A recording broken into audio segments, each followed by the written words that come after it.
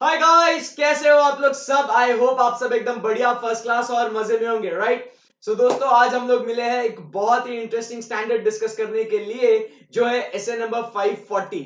सो दोस्तों, क्या आप लोग तैयार हैं इस ऑसम स्टैंडर्ड को पढ़ने के लिए? चलिए, let's rock with S A number 540। सो दोस्तों, हम लोग बात कर रहे हैं एसए नंबर 540। तो क्या कहता है एसए नंबर 540? ध्यान से पढ़िएगा एकदम।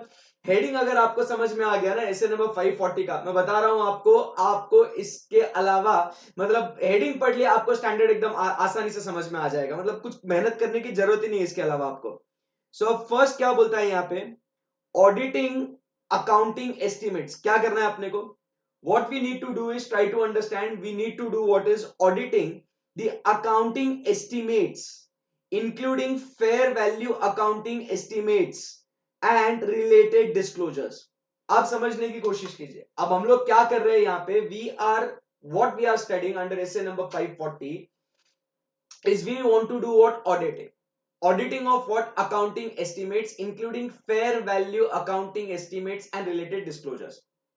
अब पहले तो आप समझने की कोशिश कीजिए। मैं आपको, जैसे मैंने अभी थोड़ी देर पहले कहा, कि हम इसका एक बेसिक थीम डिस्कस करेंगे, and once you get hold of that theme ना, आपको ये पूरा स्टैंडर्ड बहुत आसान लगेगा। So everybody needs to concentrate now. So when we talk about accounting estimates, so आप समझने की कोशिश कीजिए। Whenever we prepare financial statements, correct है ना, there are certain things which are disclosed in the financial statements, there are certain things which are presented in the financial statements, which is based on what? Some kind of an estimate. आप समझो बात को। Estimate मतलब क्या कहते हैं हम लोग? कि it is based on some kind of an, क्या बोलते हैं, मतलब अनुमान के हिसाब से हम लोग उसको अपना एक अंदाजा लगाते हैं, और फिर उसको हम लोग क्या करते हैं? अपने फाइनेंशियल स्टेटमेंट्स में we present it. So guys, for example when we talk about is, let us say bad dates. Bad debts से अच्छा अपन अगर कहे इसको, तो डाउटफुल डेट्स। आप समझने की कोशिश कीजिए। When we record doubtful debts, what is doubtful debts? मतलब the debtors which may turn bad, which may turn bad. Now when we say doubtful, आप समझो बात को, we are not yet sure, बराबर। We are not yet sure कि how much debtors would turn bad और will they be good, we don't know, but it is what? A doubtful debt, it is a doubtful, correct है। So again, it is based on what? Whatever we are recording here, it is based on what? Some kind of an what? Estimation. It is based on what? Some kind of an estimation. Simple example. Second, when we talk about ki, as per the financial reporting frameworks, we have to also record what we talk about is the contingency liabilities by way of what? A footnote. So try to understand what we record is a contingency liability, contingent liability, contingent liability. So what do we mean by the term contingent liability? It depends upon happening or non-happening of some uncertain future event is what we talk about is contingent liability. Correct, Ekdam? Yes. So there are so many things in our financial statements which are recorded based upon what? Some kind of an what? Estimation. बराबर। So आप समझने की कोशिश करो कि ये जो estimations है, इसमें प्रॉब्लम हो सकती है। अब आप बोलोगे सर इसमें क्या प्रॉब्लम होनी है? आप समझो इसके अंदर मैनेजमेंट का बायस आ सकता है। मैनेजमेंट में record it as per their own whims and wishes. उनको जो सही लगता है उसके हिसाब से वो लोग रिकॉर्ड कर सकते हैं। सो बॉस, आप समझो कि यहां पे मैनेजमेंट का बायस आ सकता है। Since it is an estimate, estimation के लिए आपको डेटा चाहिए कि एक डेटा के बेसिस पे आप एस्टिमेट कर सकते हो। That data may be right और रॉन्ग, बराबर। सो ट्राई टू अंडरस्टैंड कि एकदम जो एस्टिमेट जो हम लोग रिकॉर्ड कर रहे हैं, ये एस्टिमेट सही भी हो सकती है, गलत भी हो सकता है। मतलब इन एस्टिमेट्स में क्या हो सकता है? रिस्क ऑफ मटेरियल मिसस्टेटमेंट्स हो सकती है ना, कि यहां पे आप ये जो एस्टिमेट्स आप रिकॉर्ड कर रहे हो फाइनेंशियल स्टेटमेंट्स के अंदर, वो एस्टिमेट्स आपके सही हो गलत हो, वी डोंट नो, बराबर के नहीं। सो बॉस, आप समझने की कोशिश करो, अगर इन एस्टिमेट्स में अगर रिस्क ऑफ मटेरियल मिसस्टेटमेंट मौजूद है, तो will it affect the true and fair position of the financial statements? Absolutely yes sir, without any doubt. So going by this background, आप समझने की कोशिश करो, what we started with essay number 540 is what? कि we have to audit those accounting estimates, including those fair value accounting estimates and related disclosures, ki whether those estimates which are recorded into the financial statements are correct or not. वो fair है कि नहीं अपने को वो देखना बहुत जरूरी है, and that is what is SA 540 is all about as to how you are going to carry out this particular activity of conducting the audit of accounting estimates. Boss, concept समझ में आया आपको? थीम समझ में आई? मैंने अभी तक मैं कुछ टेक्स्ट पढ़ा ही नहीं अभी तक स्टैंडर्ड का. आप समझिए बात को. एसए 540 पहले इसका ओरिजिन क्यों हुआ, that is what is the thing you need to understand first. Simple एकदम, पक्की बात. यस सर, बहुत बढ़िया. सो अब यहां से हम लोग आगे बढ़ते हैं. एकदम आराम से ध्यान से मन लगा के सुनिएगा, समझिएगा, एकदम एकदम अच्छे से कॉन्सेंट्रेट करना है सबने. तो scope of this essay, now when we read you will automatically get the hang of it. So scope of this essay क्या कहता है? Deals with the auditor's responsibility regarding accounting estimates, including fair value accounting estimates and related disclosures in the audit of financial statements. So auditors responsibility regarding what? Auditor's responsibility regarding what? Obviously the estimates when he is conducting the audit of financial statements. So यहाँ पे इस SA 540 में अपना पूरा का पूरा focus होगा on the accounting estimates, including fair value accounting estimates and related disclosures. So nature of accounting estimates, चलिए अभी इसको जरा डिटेल में पढ़ते हैं. Some financial statement items cannot be measured precisely. Some items cannot be measured precisely, but only can be what? Estimated. Doubtful debts. Then we talk about is contingent liability. Then we talk about is the क्या बोलते हैं उसको, fair market value of the stocks. Correct. For this purpose, for the purpose of this essay, such financial items are referred to as accounting estimates. ये जो financial statements items है, ये जो financial statement के आइटम्स है, इन items को हम लोग क्या कहते हैं? They are nothing but called as what? The accounting estimates. ये financial items in this are particular topic of discussion are called as what? Accounting estimates. The nature and reliability of the information available to the management to support the making of accounting estimates varies. The reliability of the nature and reliability of information for an estimate varies widely, which affects the degree of estimation uncertainty associated with the accounting estimates. क्योंकि जो information आपको मिल रही है उस information की reliability obviously उसके basis पे आप जो एस्टिमेट करते हो वो एस्टिमेट सही होगा या गलत होगा, we don't know, it is what? Uncertain. The degree of estimation uncertainty affects in turn the risk of material misstatements of accounting estimates, including the susceptibility to unintentional or intentional management bias. बहुत ही बढ़िया. मतलब sir अगर bottom line देखे तो sir यही है कि वो फाइनेंशियल स्टेटमेंट आइटम्स को जब हम लोग एस्टिमेट करते हैं तो वो सही होंगे नहीं होंगे इसका हमें कोई गारंटी नहीं है. तो इसीलिए सर उसके वजह से फाइनेंशियल स्टेटमेंट्स के अंदर क्या आ सकता है? रिस्क ऑफ मटेरियल मिसस्टेटमेंट आ सकता है. करेक्ट है. तो इसके लिए हमें उसका ऑडिट करना है. बेस्ट है. First paragraph over. लॉजिक समझो, कॉन्सेप्ट समझो. Nothing is to be mugged up. एकदम आराम से लॉजिक के साथ चलिए आगे. द मेजरमेंट ऑब्जेक्टिव मतलब क्या? इसको एस्टिमेशन जो करना है ना, जो एस्टिमेशन जो करना है, measurement objective of an accounting estimates can very depending upon. तो ये एस्टिमेशन डिपेंड करता है किसके ऊपर? Based on financial reporting framework, depends upon the financial item being reported. बराबर के नहीं? So this forecast, estimate means what? Forecast or the outcome of one or more transactions, events or conditions give rise to the need for accounting estimates. For other accounting estimates मतलब क्या क्या जरूरत है? Financial reporting framework के हिसाब से आपको accounting estimate करना पड़ता है. बराबर, क्योंकि इट इज द रिक्वायरमेंट कि आपको दिखाने पड़ता है इसके लिए.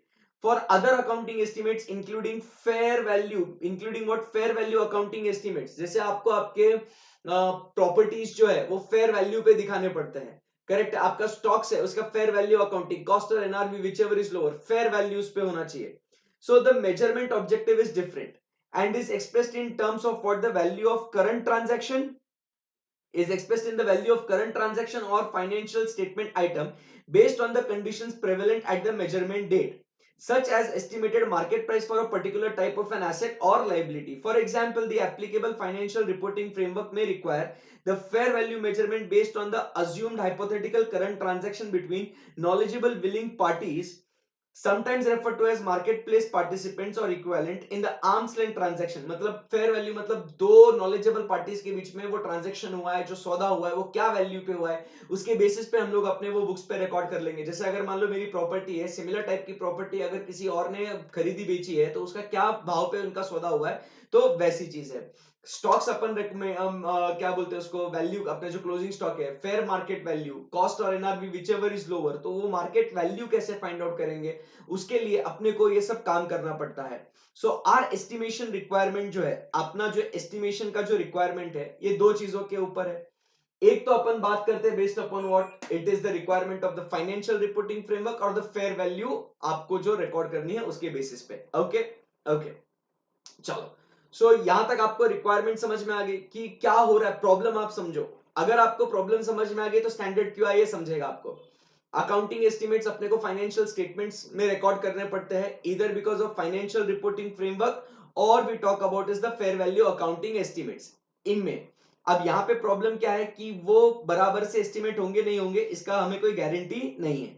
सो अब क्या कहते हैं, the difference between the outcome of the accounting estimate and the amount originally recognised, बराबर के नहीं, outcome and the amount which is originally recognized or disclosed does not necessarily represent a misstatement in the financial statements. This is particularly the case for fair value accounting estimates, as any observed outcome is invariably affected by events or conditions to the date on which the measurement and estimated. मतलब ये क्या कहते हैं, इसमें एक MCQ आपका बनता है, this difference, ये जो difference है does not necessarily represent a misstatement, क्योंकि we are talking about fair values ना, तो फेयर वैल्यूज में या एस्टिमेशन में कहीं 19-20 हो सकता है, बट अगर वो मटेरियल है तो प्रॉब्लम है. But difference does not necessarily mean that there is what a risk of material misstatement, because आप जो एस्टिमेशन करते हो it is based upon what certain events, conditions, factors, वो डिपेंड करता है.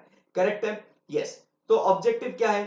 सो एज ऐसे 500 सीरीज बात करता है, we need to obtain sufficient appropriate audit evidence, बराबर, दैट जो भी एस्टिमेट्स आप रिकॉग्नाइज कर रहे हो, डिस्क्लोज कर रहे हो, वो एस्टिमेट्स रीजनेबल है, and the related disclosures what you are making in the financial statement, those disclosures are what adequate. तो आपका इसमें इस स्टैंडर्ड में ऑब्जेक्टिव क्या है कि बॉस ये जो अकाउंटिंग एस्टिमेट्स आप रिकॉर्ड कर रहे हो वो रीजनेबल होना चाहिए, and secondly it should be what adequate. Done, खत्म.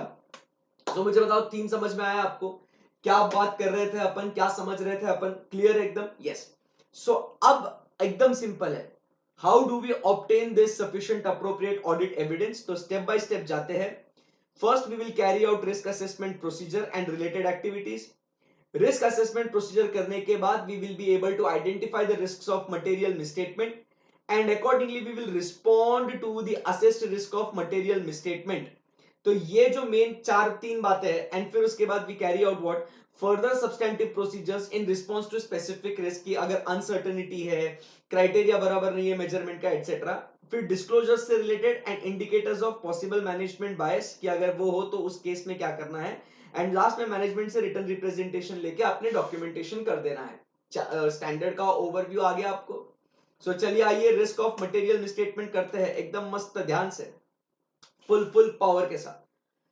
सो व्हेन परफॉर्मिंग, इंपॉर्टेंट चीज है, आपके लिए हाईलाइट करूंगा, everybody needs to focus now. When performing the risk assessment procedures and related activities to obtain understanding of the entities, आपको क्या करना है, एसए 315 के हिसाब से we have to do what, identify and assess the risk of material misstatement through understanding the entity, its environment including its internal control.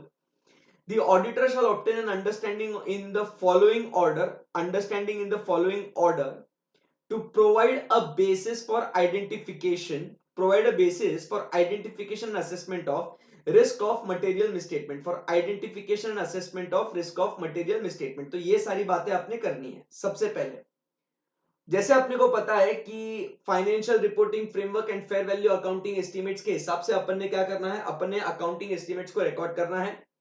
तो हमें सबसे पहले उनकी रिक्वायरमेंट क्या है, वो रिक्वायरमेंट को आपने चेक करना है.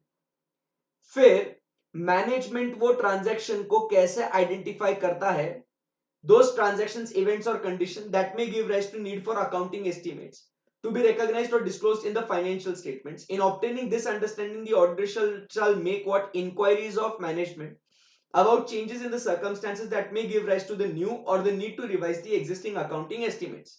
Then how management makes the accounting estimates, how management makes the accounting estimates, how management makes the accounting estimates. ठीक है, ये हुआ अपना थर्ड पॉइंट कि मैनेजमेंट किस तरीके से अकाउंटिंग एस्टिमेट्स करता है यहां पे। तो उसके बारे में हम लोग बातचीत करेंगे, how management makes the accounting estimates.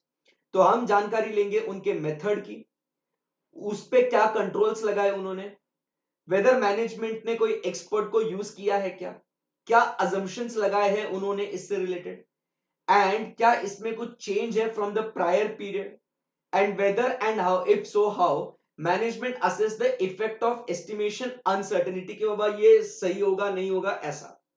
सो यहां पे आप समझिएगा कि हम लोग क्या बात कर रहे हैं यहां पे। अब थोड़ा समरी बनाते हैं, SA number 540। So we are talking about what is the accounting estimates, इसका ऑडिट करना है। ठीक है, सो अकाउंटिंग एस्टिमेट्स आप समझिए, they are what recorded in financial statements, बराबर। Second, the degree of estimation,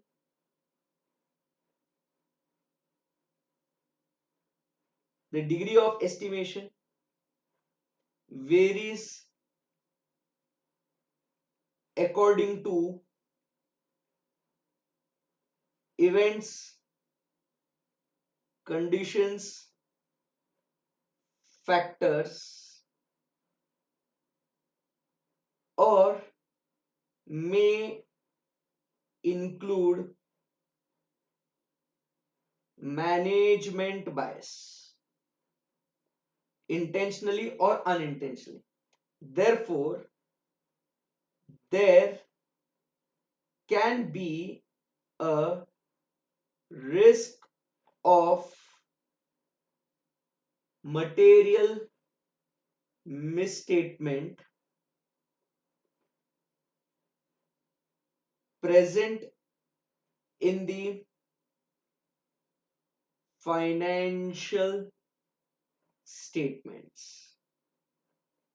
Correct? So therefore, what the auditor should do?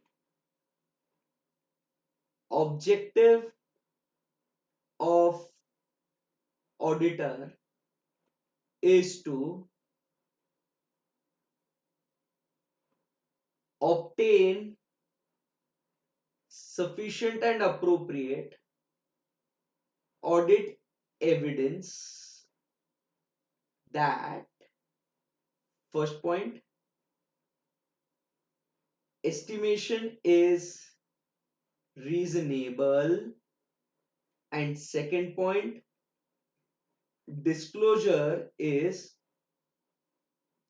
adequate. आई बात समझ में आपको? सो ये बात है यहां पे अपने इस स्टैंडर्ड का एक बेसिक जो थीम है। करेक्ट है? सो अब इस ऑब्जेक्टिव को अचीव करने के लिए, इस ऑब्जेक्टिव को पूरा करने के लिए, अब आप समझिएगा यहां पे रिक्वायरमेंट क्या है। Requirement, so point number A,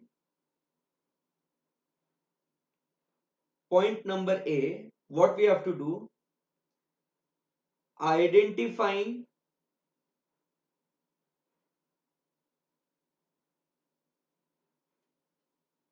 and assessing the risk of material misstatement. अभी अपन ने पढ़ा है, सीधा बॉडी के अंदर जाना चाहिए। Identifying and assessing what, the risk of material misstatement. तो इसका प्रोसीजर क्या है? So take understanding in following order. So इस सीक्वेंस में आपको ये अंडरस्टैंडिंग लेना है। नंबर वन, अब आपको क्या करना है, हाउ मैनेजमेंट आइडेंटिफाइज, कि बाबा अपने को जो है ना, नहीं मैनेजमेंट आइडेंटिफाइज नहीं, पहले तो आपको देखना है स्टेप बाय स्टेप कि बॉस रिक्वायरमेंट है क्या आपको ये डिस्क्लोज करने का। अगर रिक्वायरमेंट ही नहीं है तो खत्म, आगे आपका कुछ स्टैंडर्ड आगे बढ़ेगा ही नहीं। रिक्वायरमेंट आपको है क्या, ये आपको देखना है। Requirement of applicable financial reporting framework, applicable financial reporting framework, आपको उसका देखना है applicability of financial reporting framework. फिर उसके बाद जब फाइनेंशियल रिपोर्टिंग फ्रेमवर्क की रिक्वायरमेंट है, बराबर, जब फाइनेंशियल रिपोर्टिंग फ्रेमवर्क की रिक्वायरमेंट है, तो how management identifies those transactions, events and conditions that may give rise to the need for accounting estimates to be recognized. How management identifies, how management identifies कोई भी particular transaction, event या condition. मतलब जैसे देखो ना, अगर अपना कोई कोर्ट केस चालू है तो उसमें अपनी लाइबिलिटी क्या आ सकती है, तो मैनेजमेंट उसने कैसे आइडेंटिफाई किया। या कोई ट्रांजैक्शन है जिसको अब जैसे डाउटफुल डेट का कोई ट्रांजैक्शन है, तो डेटर्स डेटर्स का कोई अपना सेल्स का कोई ट्रांजैक्शन है, तो उसमें अपने को doubtful debt. So how management identifies the need for recognition of that particular transaction, कि मैनेजमेंट ने उसको किस तरीके से आइडेंटिफाई किया कि हाँ भाई अपने को इसको रिकॉर्ड करने की जरूरत है करके। मतलब पहले आपको कानून के हिसाब से या फाइनेंशियल रिपोर्टिंग फ्रेमवर्क के हिसाब से क्या आपको उसको रिकॉर्ड करने की जरूरत है क्या? आप बोलोगे हाँ सर है। मैनेजमेंट ने उस ट्रांजैक्शन या इवेंट को किस तरीके से खोज के निकाला, वो देखिए। फिर उसके बाद अपन बात करते हैं कि हम क्या करेंगे, and this will be done by enquiring the management obviously. Then how management makes accounting estimates and understanding on the data on which they are based. Then how management makes accounting estimates and data on which it is made. तो जैसे इसके अंदर क्या कहेंगे अपन, वो data क्या आ सकता है यहां पे। सो डेटा यहां पे आ सकता है, क्या क्या है वो, चलिए आइए देखते हैं अपन। ठीक है, सो मैनेजमेंट ने including data, including how data on which it is made,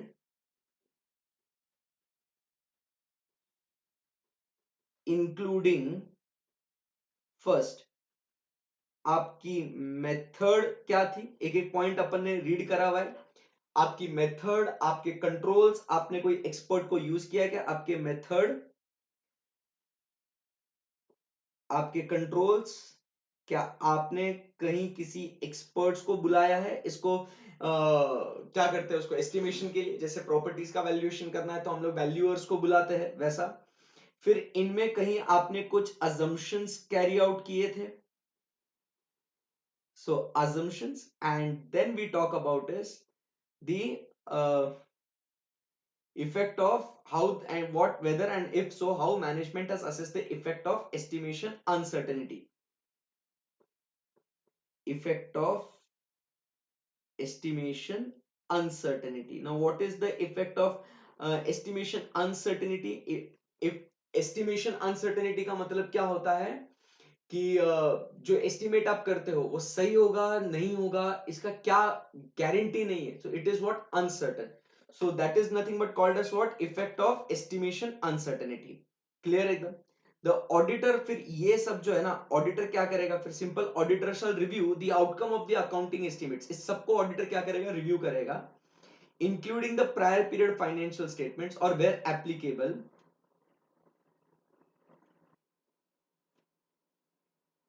एक पॉइंट रह गया अपना,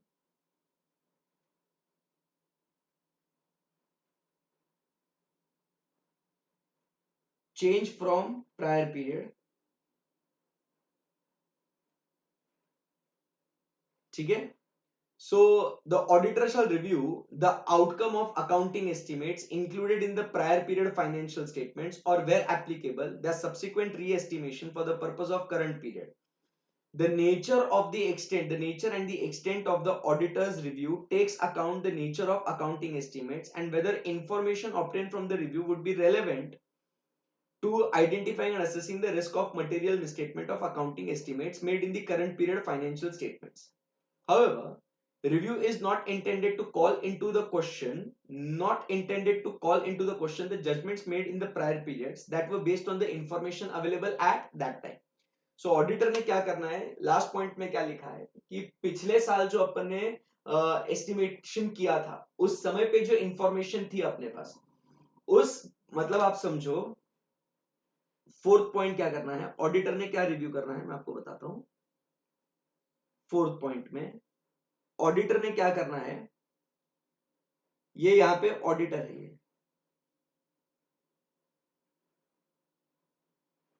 और ये उसके पास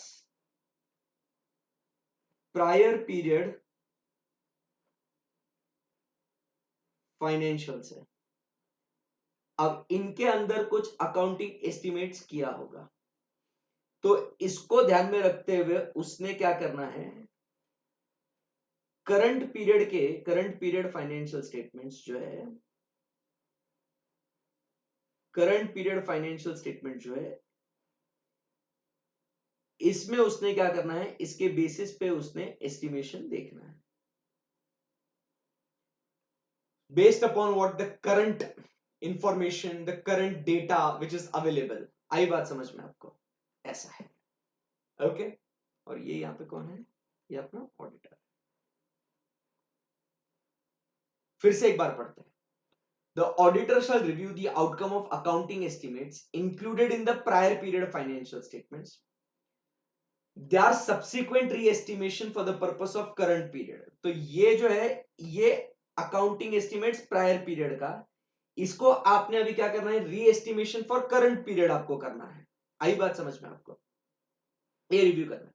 The nature and extent of the auditor's review takes into account the nature of the accounting estimates and whether information obtained would be relevant.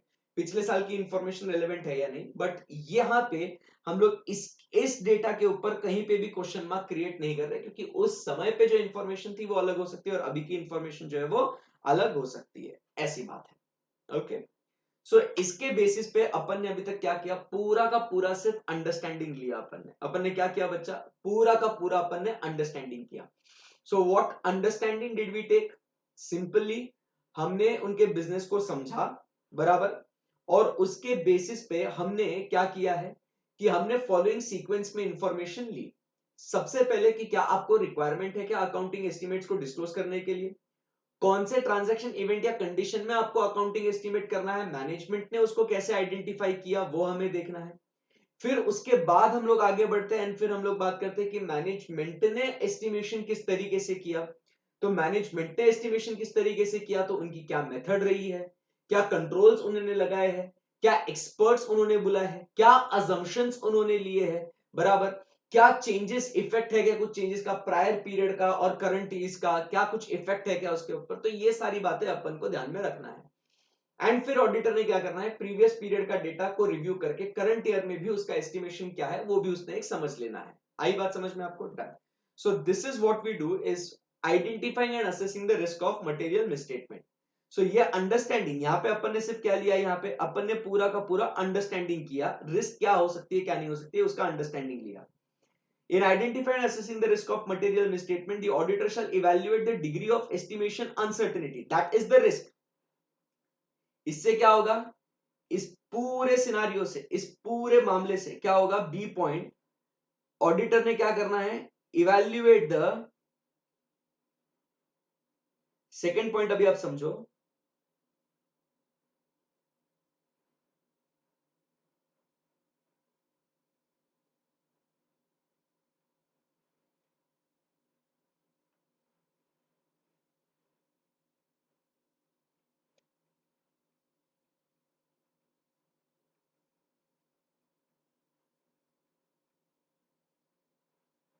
यहां पे हमको क्या करना है बॉस, यहां पे फर्स्ट हम लोग को क्या देखना है कि the degree of estimation uncertainty.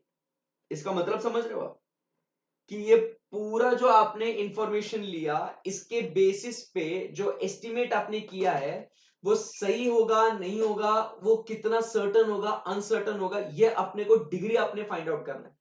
Because more the degree of uncertainty what will happen, more the risk of material misstatement would be there. Second point क्या कहता है? The auditor shall determine whether in the auditor's judgement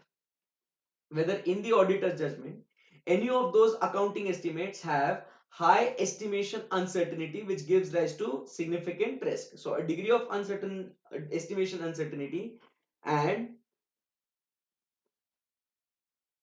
in auditor's judgment whether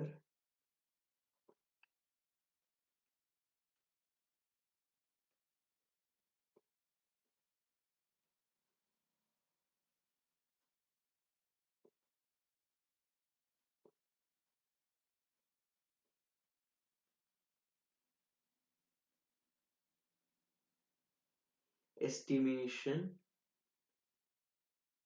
uncertainty that gives rise to risk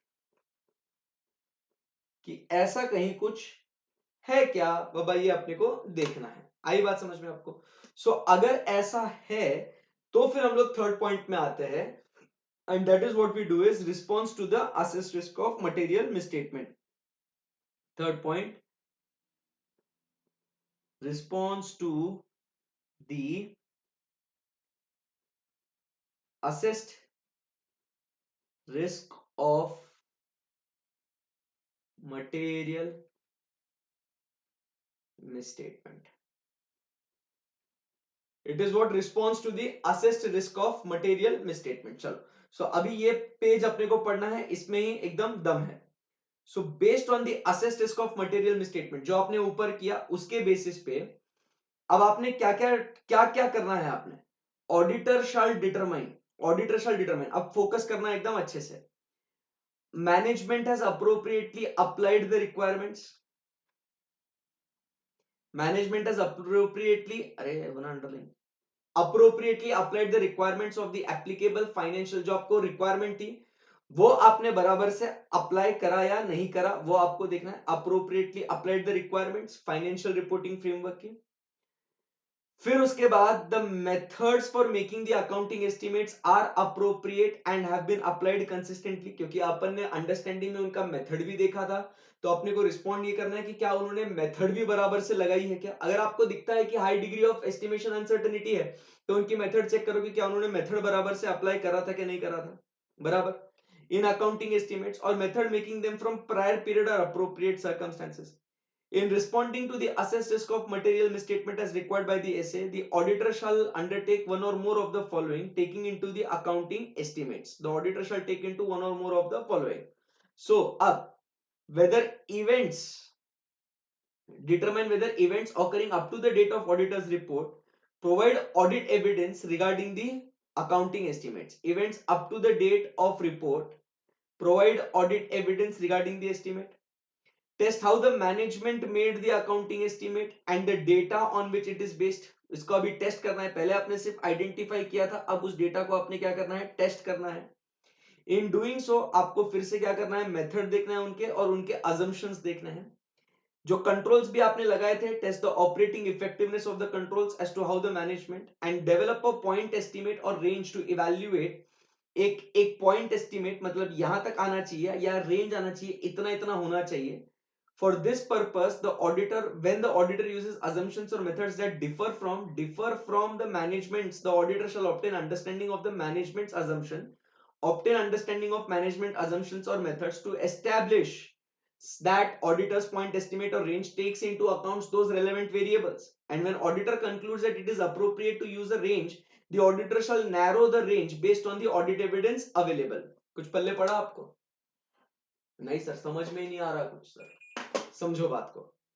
in points में क्या करना है? एकदम simple सी बात है boss. Response to the assessed risk of material misstatement है। So अब आपने बस क्या करना है यहाँ पे? रिस्पॉन्ड क्या करना है कि आपने, अब आपको देखो, आपने यहां तक पूरा पूरा अंडरस्टैंडिंग लिया आपने। मैं यहाँ पे बॉक्स में डालता हूं आपको, अभी जो मैं लिखता हूं वो बहुत इंपॉर्टेंट है। आपने यहाँ पे अंडरस्टैंडिंग ले लिया सर जी? यस सर, हमने यहाँ पे अंडरस्टैंडिंग लिया। इस अंडरस्टैंडिंग को ध्यान में रखते हुए अब क्या हुआ? हमने रिस्क ऑफ मटेरियल मिसस्टेटमेंट को आइडेंटिफाई किया कि वो है या नहीं है।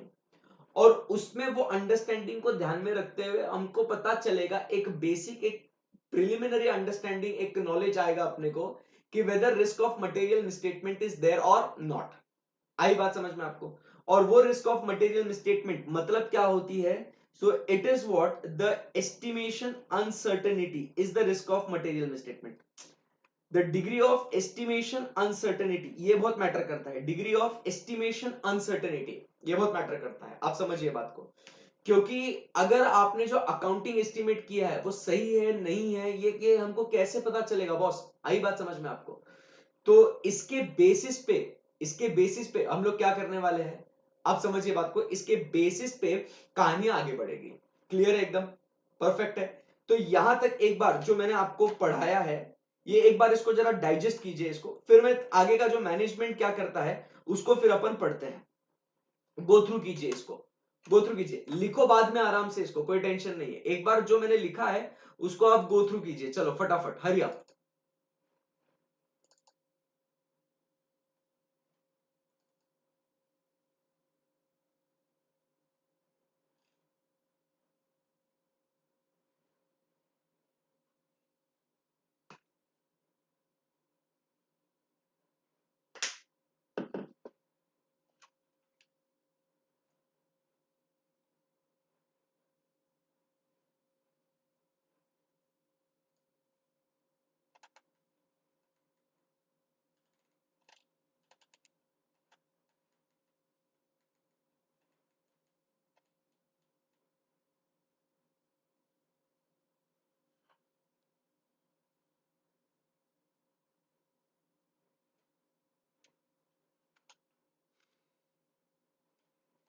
ओके, क्लियर है एकदम?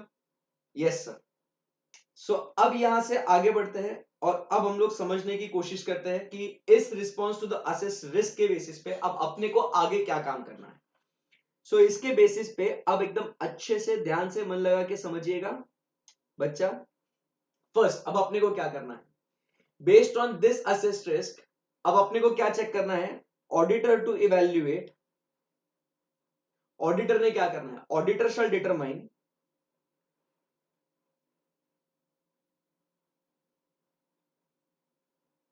ऑडिटर शैल डिटरमाइन, क्या डिटरमाइन करेगा? फर्स्ट,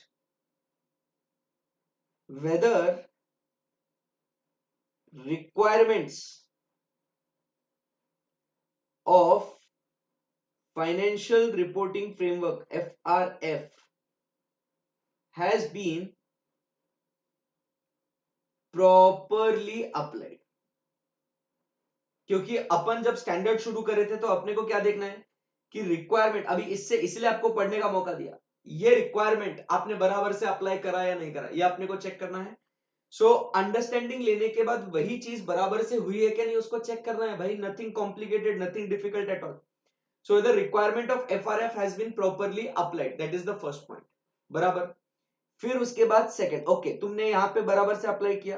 अब सेकंड अपने को देखना है मेथड्स यूज्ड बाय मैनेजमेंट, कि उसको अपने को रिव्यू करना है कि methods used by management and more over क्या वो मेथड्स आपने उन्हें भी आपने कंसिस्टेंटली अप्लाई किया है या नहीं किया, ये भी आपने देखना है कि वो मेथड्स जो प्रायर पीरियड का है और अभी जो है आपने उन मेथड्स को आप कंसिस्टेंटली अप्लाई कर रहे हो या नहीं कर रहे हो। क्योंकि लास्ट ईयर आप कुछ अलग मेथड यूज करोगे डेटर्स के डाउटफुल को इवैल्यूएट करने के लिए या प्रॉपर्टी के वैल्यूएशन के लिए, और इस बार अलग करोगे तो ऐसा बॉस चलेगा नहीं।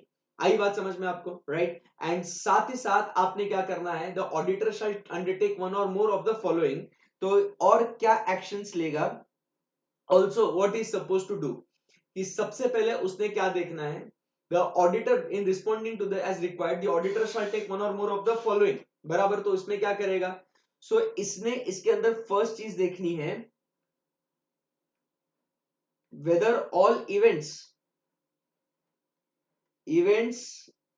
up to date of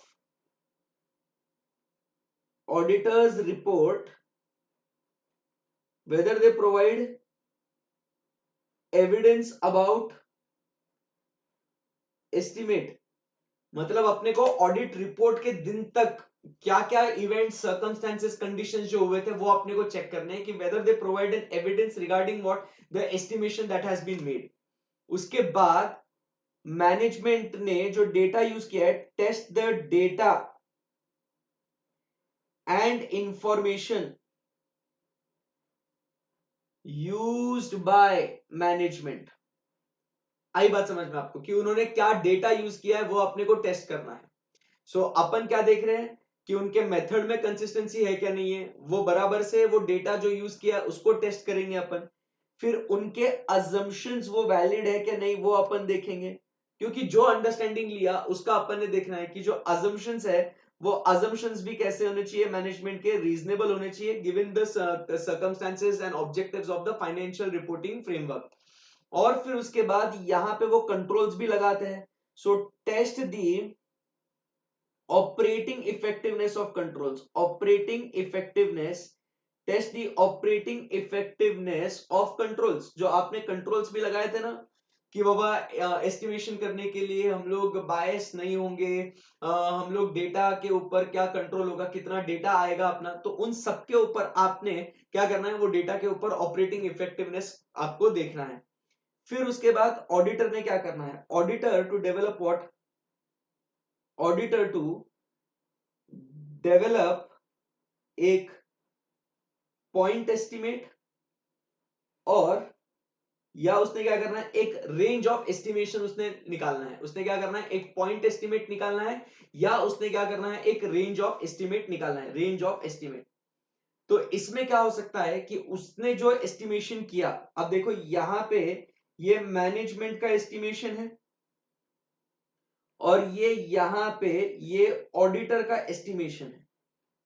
तो अब इसमें हम लोग को क्या करना है, आप समझने की कोशिश करो कि यहां पे अपन ने क्या करना है, इस रेंज में फिर आगे कहानी क्या होगी कि whether the auditor uses the assumptions or methods that differ from the management, then auditor shall obtain the understanding of management's assumptions or methods। तो इसमें क्या करना है, अगर डिफरेंस है, अगर यहां पे डिफरेंस है, सो ऑडिटर ने क्या करना है, ऑडिटर टू इवेल्युएट मैनेजमेंट ने क्या assumptions लिए हैं और मैनेजमेंट के क्या मेथड्स है, ये अपने को देखना है, ठीक है।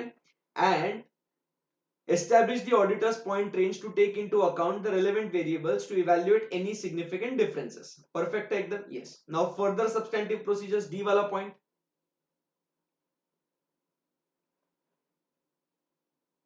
अब ये सिंपल है, further substantive procedures, ठीक है। So for accounting estimates that give rise to significant risk, अगर significant risk gives rise to significant risk in addition to other substantive procedures perform to meet the requirement, the auditor shall evaluate the following। कोई alternative assumptions है क्या, outcomes and why it has been rejected them। बराबर, अगर significant risk आपको दिखता है तो भाई कुछ alternative assumptions है क्या, बराबर, whether significant assumptions used by the management are reasonable, whether relevant to the reasonableness of the significant assumptions used by the management or appropriate application of applicable financial reporting framework, management intend to carry out specific courses of action and ability to do so, and if in the auditor's judgment management has not adequately addressed the effects of estimation uncertainty on the accounting estimates that give rise to significant risk, the auditor shall, if considered necessary, develop a range with which to evaluate the reasonableness of the accounting estimates। Sir क्या है ये, कुछ समझ में नहीं आ रहा है ना, वेरी गुड। सो आराम से समझो बात को। अपने को अगर यहां पे दिखता है फर्दर सब्सटेंटिव प्रोसीजर्स में, अगर आपको दिखता है यहां पे कि सिग्निफिकेंट रिस्क है, तो let's make it simple. First point आपने फाइंड आउट करना है क्या, कि भाई कुछ अल्टरनेटिव अजम्पशन है भी या नहीं। आपने क्या देखना है, उस एस्टिमेशन अनसर्टेनिटी के लिए कुछ अल्टरनेटिव अजम्पशंस है क्या आपके पास, वो आपने फाइंड आउट करना है। अगर है तो मैनेजमेंट ने उसे कंसीडर क्यों नहीं किया, and why management rejected that alternative assumptions। बराबर के लिए। फिर ये जो मैनेजमेंट ने जो अजम्पशंस किए हैं, क्या वो रीजनेबल है भी या नहीं, ये आपको देखना है कि जो भी अजम्पशंस यूज्ड बाय मैनेजमेंट वो रीजनेबल है क्या नहीं, आपको वो देखना है। एंड अगर ऑडिटर के जजमेंट में, लास्ट पॉइंट जो है, इन ऑडिटर्स जजमेंट, ये समरी नोट्स इसलिए बहुत काम में है, टेक्स्ट पढ़ोगे घूम जाओगे। इन ऑडिटर्स जजमेंट, अगर in auditor's judgement management has not adequately addressed, बराबर, if management has not adequately addressed the effect of estimation uncertainty, बराबर, तो ऑडिटर क्या करेगा, इफ कंसिडर्ड नेसेसरी, वो अपनी खुद की एक developer range with which to evaluate the reasonableness of accounting estimates. अगर मैनेजमेंट ने इसको प्रॉपर्ली एड्रेस नहीं किया है, auditor to develop range to evaluate the reasonableness, auditor to, वही रिपीट हो रहा है, develop range to evaluate, auditor to develop range to evaluate reasonableness।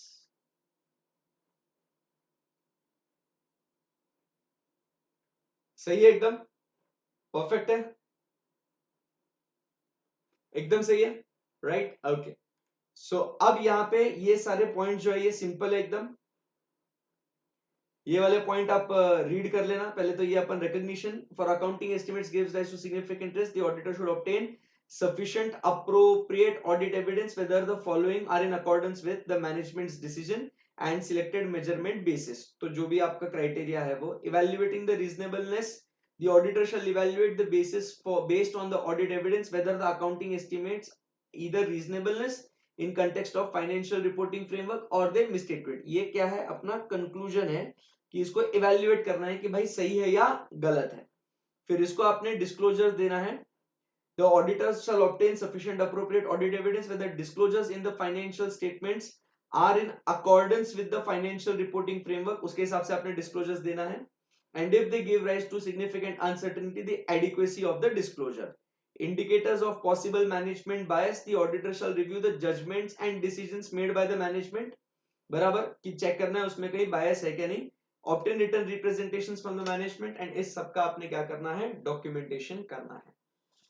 Standard on the onset, on the front में look complicated, बराबर, कुछ ऐसे अजीब लग सकता है आपको, बट अगर आप देखोगे तो 100 बात की एक बात, जब हम लोग फाइनेंशियल स्टेटमेंट्स का ऑडिट करते हैं, उस फाइनेंशियल स्टेटमेंट्स की रिक्वायरमेंट अगर होगी कि अपने को अकाउंटिंग एस्टिमेट्स अपने को रिकॉर्ड करना है, तो मैनेजमेंट या अकाउंटिंग एस्टिमेट्स रिकॉर्ड करता है। अब इसमें क्या हो सकता है कि ये अकाउंटिंग एस्टिमेट गलत हो सकता है। मेन वर्ड अपने को फोकस जो करना है वो क्या है, एस्टिमेशन अनसर्टेनिटी।